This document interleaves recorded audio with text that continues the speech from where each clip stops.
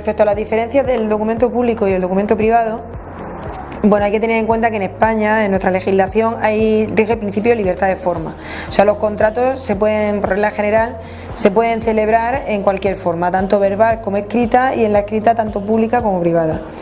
Entonces, la transmisión inmobiliaria se puede hacer, no es necesario que se otorgue en escritura pública. Lo que pasa es que el otorgamiento de escritura pública le da unos especiales efectos que hacen que sea muy aconsejable.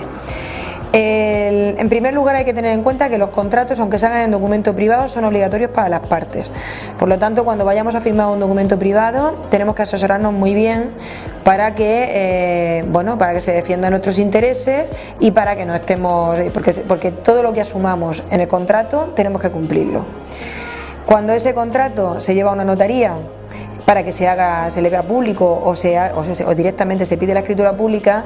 ya interviene un funcionario que desde el principio está controlando la legalidad de la operación. Entonces hace que ese documento que sale de la notaría tenga unos efectos más fuertes, más especiales con relación al documento privado que ha sido redactado de forma privada por las partes o por un abogado de forma particular.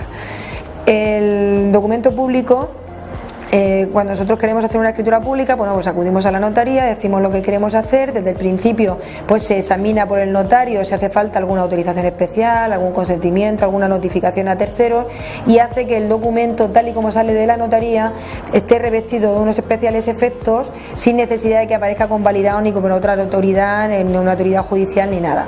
Los efectos que se le atribuyen al documento público y que le diferencian del documento privado son, en primer lugar, la fuerza probatoria, porque el documento privado tiene un valor probatorio muy limitado. Sin embargo, el documento público tiene una presunción de veracidad y de integridad, de tal manera que hace prueba de la existencia del documento, por supuesto, de la fecha, de las partes que le han otorgado, de la capacidad de las partes que le han otorgado y de la realidad de las manifestaciones que se vierten en él, de lo contenido en el documento, de los pactos que contiene. Como consecuencia de su presunción de veracidad, pues por regla general solo los documentos públicos pueden acceder al registro de la propiedad, porque también el registro de la propiedad dota de unos especiales efectos que exige que los documentos que accedan a él solamente sean documentos que hayan estado controlados por una autoridad que tenga el control de legalidad y que estén revestidos de esa presunción de veracidad. Aparte de inscribirse en el registro de la propiedad, los documentos públicos son directamente ejecutivos. O sea, todo lo contenido en un documento público directamente se puede solicitar su ejecución en un juzgado sin necesidad de pasar por un procedimiento declarativo que, sin embargo, sí es obligatorio en el caso de un documento privado. Y por último, con un documento privado no se transmite la propiedad de la finca,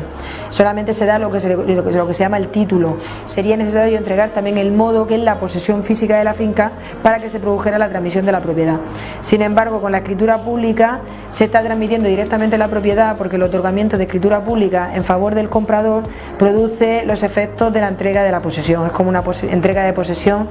simbólica. A pesar de que hay gente que piensa que por otorgar un documento privado pues no tiene que pagar impuestos, pero eso no es así. El documento privado, si contiene algún hecho imponible, algún hecho que puede dar lugar al pago de impuestos, hay que liquidarlo y hay que pasarlo por la oficina liquidadora correspondiente para pagar los impuestos. Entonces, la ventaja de otorgar un documento privado antes de un documento público se da principalmente en aquellos casos en que es necesario obtener algún documento o algún requisito adicional para otorgar la escritura pública, para que la operación quede perfecta. Porque, por ejemplo, puede pasarnos que queremos comprar una propiedad,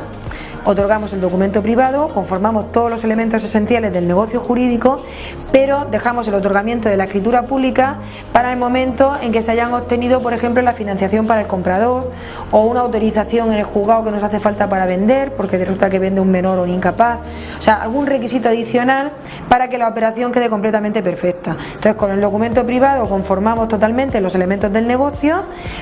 y ya quedamos comprometidos a realizar la operación una vez que obtengamos todos los demás requisitos que nos van a permitir otorgar la escritura pública.